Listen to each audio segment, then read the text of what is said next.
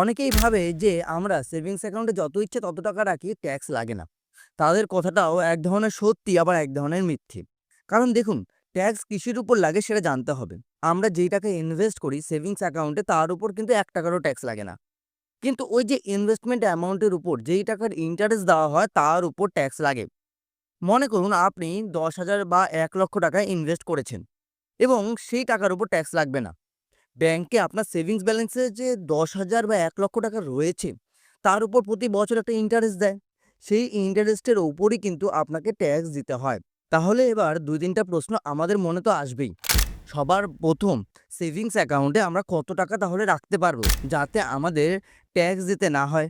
বা কত টাকা সেভিংস অ্যাকাউন্টে রাখা যায়? সিনিয়র সিটিজেনদের জন্য কি বেনিফিট রয়েছে এক্সট্রা, বা জেনারেলদের জন্যই, বা যদি ট্যাক্স কেটে নেওয়া হয় সেই ক্ষেত্রে সেই ট্যাক্সের টাকা আমরা কিভাবে বাঁচাতে পারবো বা কিভাবে রিটার্ন আনতে পারবো? এই ধরনের প্রশ্নগুলো হয়তো আমার আপনার সবার মধ্যেই আসে। তাই সবার প্রথম জানতে হবে কত টাকার ইন্টারেস্ট পেলে ট্যাক্স লাগে না। মানে কত টাকার ইন্টারেস্ট আমরা ইনকাম করলেও আমাদেরকে ১ টাকারও ট্যাক্স দিতে হবে না। এটা হলো মেন। দেখুন, সবার প্রথম বলে দিই, ১০,০০০ টাকার ইন্টারেস্ট ট্যাক্স ফ্রি। হ্যাঁ, এটা প্রতিটি ব্যাংকে ১০,০০০ টাকার ইন্টারেস্ট যদি আপনারা পান তাহলে আপনাদের সেটা ট্যাক্স ফ্রি। ওই টাকার উপর কোনো ট্যাক্স দিতে হবে না। সেকশন 80 টিটিএ অনুযায়ী কিন্তু এটা বলা হয়েছে। কি বলা হয়েছে? ১০,০০০ টাকার ইন্টারেস্ট নো ট্যাক্স। এবার আপনি সেভিংস অ্যাকাউন্টে যত ইচ্ছে তত টাকাই রাখুন না কেন, সেখান থেকে যদি আপনি ১০,০০০ টাকা ইনকাম করেন মানে ইন্টারেস্ট পান, তার উপর ট্যাক্স লাগবে না। একটা আলাদা এক্সাম্পল ধরি, ১৫,০০০ টাকার ইন্টারেস্ট পেলে আপনাকে ৫,০০০ টাকার উপর ট্যাক্স দিতে হবে। কারণ ১০,০০০ টাকাটা ট্যাক্স ফ্রি। বাকি যে ৫,০০০ টাকা রয়েছে সেই টাকার উপর কিন্তু আপনাকে ট্যাক্স দিতে হবে। এই ১৫ টা যদি ২০ হয় তাহলে আপনাকে ১০,০০০ টাকার উপর ট্যাক্স দিতে হবে। ৩০ হলে সেই ২০,০০০ টাকার উপর ট্যাক্স দিতে হবে। ১০,০০০ টাকা বাদ দিয়ে বাকি যে অ্যামাউন্টটা থাকবে তার উপর আপনাকে ট্যাক্স কিন্তু দিতে হবে। এটা কিন্তু পুরো ফাইন্যান্সিয়াল ইয়ারে, মানে আমরা যেটাকে ১ বছর ব্যাংকের ভাষায় ধরা হয়। তাহলে এবার দ্বিতীয় প্রশ্ন কি? কত টাকা রাখলে ১০,০০০ টাকা ইন্টারেস্ট হয়? সেভিংস অ্যাকাউন্টে আমরা কত টাকা রাখলে পরে আমাদের ইন্টারেস্ট ১০,০০০ টাকা হতে পারে? দেখুন, মিনিমাম ধরা হয় প্রতিটি সেভিংস অ্যাকাউন্টে ৩ থেকে ৪% ইন্টারেস্ট রেট দেওয়া হয়। এবার সেটা ব্যাংক টু ব্যাংক ভ্যারি করে। কোনো ব্যাংকে 3% দেয়, কোনো ব্যাংকে 4% দেয়, কোনো ব্যাংক রয়েছে যারা আবার 5% ও দিয়ে দেয় এখন বর্তমানে। কিন্তু যদি আমরা ক্যালকুলেশন করি একটা ইন্টারেস্ট রেট 3% ধরি, তাহলে আপনি ব্যালেন্স সেভিংস অ্যাকাউন্টে অ্যাপ্রক্স যেটা রাখতে পারবেন সেটা হলো ৩,৩৩,০০০। আর যদি আমরা ইন্টারেস্ট 4% ধরি তাহলে আপনারা ব্যালেন্স অ্যাপ্রক্স রাখতে পারবেন ২,৫০,০০০ টাকা। এবার এই যে বললাম এই 3 অ্যান্ড 4 আমি ক্যালকুলেশনে ধরলাম। এবার আপনাদের যদি ব্যাংক সেভিংস অ্যাকাউন্টে 5% দেয় তাহলে ক্যালকুলেশন আলাদা হবে। তার জন্য আমরা ডেসক্রিপশন বক্সে লিংক দিয়ে রাখবো। সেখান থেকে আপনারা ক্যালকুলেশন করে নিতে পারেন আপনার ব্যাংক কিরকম ইন্টারেস্ট দিচ্ছে, তার উপর আপনি কিরকম টাকা ইনভেস্ট করতে পারবেন। তাহলে মোটামুটি আমরা ধরতে পারি ২,৫০,০০০ থেকে ৩,৫০,০০০ টাকার মধ্যে যদি আমরা ব্যাংকে রাখি তাহলে মিনিমাম ১০,০০০ টাকার মতো আমরা ইন্টারেস্ট পাবো। যদি ১০,০০০ টাকা ক্রস হয়ে যায় তো সেই ক্ষেত্রে আমাদেরকে কি করতে হবে? ট্যাক্স দিতে হবে। এবার আসি সিনিয়র সিটিজেনদের এক্সট্রা বেনিফিট। এতক্ষণ যেটা জানলাম সেটা জেনারেলদের জন্য জানলাম, বা মোটামুটি যাদের বয়স ৬০ বছরের মধ্যে। দেখুন, সেকশন 80 টিটিবি একটু আগে কি জেনেছিলাম?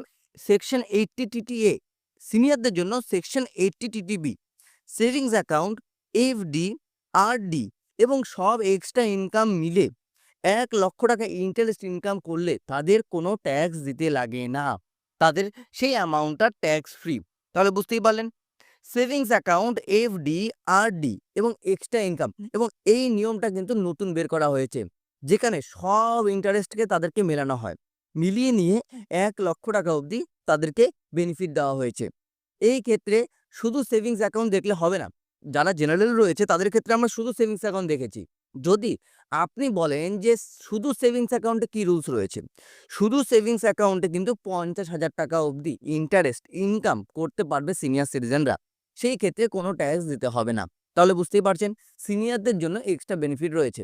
জেনারেলদের জন্য সেই এক্সট্রা বেনিফিট নেই, কিন্তু ১০,০০০ টাকাই রয়েছে। হ্যাঁ, জেনারেলদের জন্য এখন যেটা বের করা হয়েছে যদি আপনারা নিউ লিমিট হিসেবে ধরেন, সেখানে এফডিতে ফিক্সড ডিপোজিটে কিন্তু আপনারা ৫০,০০০ টাকা অবধি ছাড় পাবেন।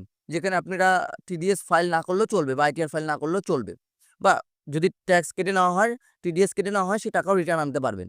কিন্তু সেভিংস অ্যাকাউন্টের জন্য কিন্তু আলাদা রুলস রয়েছে। আমি সিনিয়রদের ক্ষেত্রে দুটোই বলে দিলাম। আবার জেনারেলদের ক্ষেত্রেও কি লাগতে পারে সেটাও আমি আপনাদেরকে বলে দিলাম। তাহলে সেভিংস অ্যাকাউন্টে 50,000 ইন্টারেস্ট ইনকাম করতে পারে সিনিয়ররা, কোনো অসুবিধা নেই। এবং যদি চায় যে ৳১,০০,০০০ সব ইনকাম মিলিয়ে এফডি, এক্সট্রা মানে ঘর ভাড়া হোক বা আদার্স কোনো কাজ, তারপর আরডি সবকিছু মিলিয়ে ৳১,০০,০০০ অব্দি ইন্টারেস্ট ইনকাম করতে পারে, যেখানে কোনো ট্যাক্স সিনিয়রকে দিতে হবে না। দেখুন, অনেকের মধ্যে একটা প্রশ্ন আসে যে তাহলে কি সেভিংস অ্যাকাউন্টের ইন্টারেস্টে টিডিএস নেই? যেমন এফডি থেকে টিডিএস কাটে, আরডি থেকে টিডিএস কাটে, তাহলে কি সেভিংস অ্যাকাউন্টে টিডিএস নেই? দেখুন, টিডিএস নেই এটা বলা ভুল। দেখুন, টিডিএস কাটা সেটাকে রিটার্ন পাওয়া যায়। ট্যাক্স কাটা, আইটিআর ফাইল করতে হয়, অনেক ব্যাপার রয়েছে। দেখুন, সেভিংস অ্যাকাউন্টে আমি একটু আগে আপনাদেরকে বুঝিয়েছি 80 টিটিএ এবং 80 টিটিভি, সেই ক্যালকুলেশন অনুযায়ী যদি আপনারা আমাদেরকে জিজ্ঞেস করেন তাহলে টিডিএস কাটে। হ্যাঁ, এবার আপনাকে কিন্তু আইটিআর ফাইলে সেটাকে জানাতে হবে যে আপনারা কত টাকা ইনকাম করছেন কোন জায়গা থেকে। সেই হিসেবে যদি আপনি দেখেন তাহলে অনেকেই বলবে টিডিএস নেই। কারণ সেইভাবে ৳১০,০০০ উপর কোনোভাবেই সেভিংস অ্যাকাউন্টের ইন্টারেস্ট পার হয় না, যেই কারণে তারা সেই জিনিসটা ফিল আপ করেও না। কিন্তু যদি আপনি আমাদের বা আপনার যদি কোনো সময় ১০,০০০ বা ৳৫০,০০০ অ্যামাউন্ট পার হয়ে যায়, তবে কিন্তু আপনাকে সেটা আইটিআরে মেনশন করতেই হবে। আবারও বলছি 80 টিটিএম যেখানে ১০,০০০, 80 টিটিবি যেখানে ৫০,০০০ সিনিয়রদের জন্য। এবার আসি ট্যাক্স কিভাবে বাঁচাবেন। মানে ট্যাক্স বাঁচানোর টিপস চলুন সেটা একবার জানি। দেখুন, সবার ১ম আপনারা একটা জিনিস মনে রাখবেন যে আপনার সেভিংস অ্যাকাউন্ট যতগুলো ইচ্ছা থাক না কেন, কোথাও আপনারা আননেসেসারি ব্যালেন্স রাখবেন না। হ্যাঁ, আননেসেসারি ব্যালেন্স রাখবেন না। কারণ ট্যাক্স তো আপনাকে বাঁচাতে হবে। বেশি টাকার ইন্টারেস্ট হলে তো আপনাকে ট্যাক্স দিতে হবে। তাহলে ব্যালেন্স আননেসেসারি রাখবেন না। মানে আপনার অ্যাকাউন্টে ১ টা থাক বা ২ টো। আপনি ৳১০,০০০ এই ৳৫০,০০০ মনে করে রাখলেন আপনার সেভিংস অ্যাকাউন্টে। বাকি টাকা আপনি এফডি, আরডি অন্য কোথাও ইনভেস্ট করলেন। মানে এক্সট্রা মানি যেটা থাকবে সেটা আপনি এফডি, আরডি বা আদার্স যেগুলো রয়েছে স্কিম সেখানে ইনভেস্ট করে দেবেন। তো এবার যদি আপনার কাছে ১ এর অধিক অ্যাকাউন্ট থাকে, মনে করুন ২ টো বা ৪ টে বা ৫ টে অ্যাকাউন্ট রয়েছে। তাহলে সেখানে আপনি একটা কাজ করবেন, প্রতিটি ব্যাংকের টোটাল ইন্টারেস্ট যোগ করবেন। যোগ করে দেখবেন যে আপনার সেই অ্যামাউন্টটা পার হচ্ছে কিনা। ৳১০,০০০ জেনারেল, ৳৫০,০০০ সিনিয়রদের। যদি পার হয়ে যায় তাহলে আপনি টাকা কমিয়ে দিয়ে অন্য স্কিমে ইনভেস্ট করবেন। অনেকের ক্ষেত্রেই হয় ৫ টা বা ৭ টা কি থাকে অ্যাকাউন্ট থাকে। এবার আপনি নিজেরাই হিসাব করুন। ৳৫০,০০০ করে যদি আপনি ৫ টা অ্যাকাউন্টে রাখেন তাহলে আপনি ৳২৫,০০,০০০ মতন চলে যাচ্ছেন। এবার ৳২৫,০০,০০০ উপর যদি চলে যান আপনার ইনভেস্টমেন্ট অ্যামাউন্ট, তাহলে ইন্টারেস্টও ৳১০,০০০ উপর চলে যাবে। তাহলে সেখান থেকে ট্যাক্স কাটা হবে। আর সেভিংস অ্যাকাউন্টে 15G 15H নেই যে আপনি দিয়ে নিয়ে সেই টাকাটাকে বাঁচাতে পারবেন। তার মানে লস আপনাদেরই হচ্ছে। যদি দেখেন ক্যালকুলেশন করে যে বেশি চলে যাচ্ছে, তখন আপনি একটা কাজ করতে পারেন। তখন সেই অ্যামাউন্টটা কমিয়ে আপনি ২,০০,০০০ এর নিচে নিয়ে আসলেন। অন্যান্য ব্যাংকে ৳২০,০০০ করে রাখলেন এবং সেই টাকাটা অন্য কোনো এফডি বা আরডিতে ইনভেস্ট করে দিলেন। তাতে ইন্টারেস্টও বেশি পাচ্ছেন। আবার এখান থেকে বেঁচেও গেলেন। তো এইভাবে বুদ্ধি করে আপনাকে ইনভেস্ট করতে হবে, যাতে কোনো অসুবিধায় পড়তে না হয়। তাছাড়াও আইটিআর যখন আপনি ফাইল করবেন, সেখানে কিন্তু ইনকাম ফ্রম আদার সোর্সে আপনার ইন্টারেস্ট এড করবেন। যে কোন ব্যাংক থেকে কত টাকা ইন্টারেস্ট পাচ্ছেন। যদি আপনার ৩ টা ব্যাংক থাকে ৩ টা ব্যাংকেরটাই শো করবেন। ৪ টা থাকলে ৪ টা, ১ টা থাকলে ১ টা। সেইভাবে শো করবেন। ইন্টারেস্টটা এড করবেন যাতে কোনো অসুবিধা না হয়। তো এইভাবে যদি বুদ্ধি করে আপনারা ইনভেস্ট করেন, তাহলে আপনারা 100% ট্যাক্স বাঁচাতে পারবেন। এবার আপনার কাছে একটা অ্যাকাউন্ট থাক বা ৪ টা অ্যাকাউন্ট, তাতে কোনো অসুবিধা কিন্তু আপনাদের হবে না। তো আশা করব যে সেভিংস অ্যাকাউন্টে কত টাকা রাখা যাবে সেটা আপনারা এই ভিডিওর মাধ্যমে ভালোভাবেই বুঝতে পেরেছেন এবং কত টাকার উপরে ইন্টারেস্ট গেলে আপনাকে ট্যাক্স দিতে হবে সেটাও আপনারা বুঝতে পেরেছেন।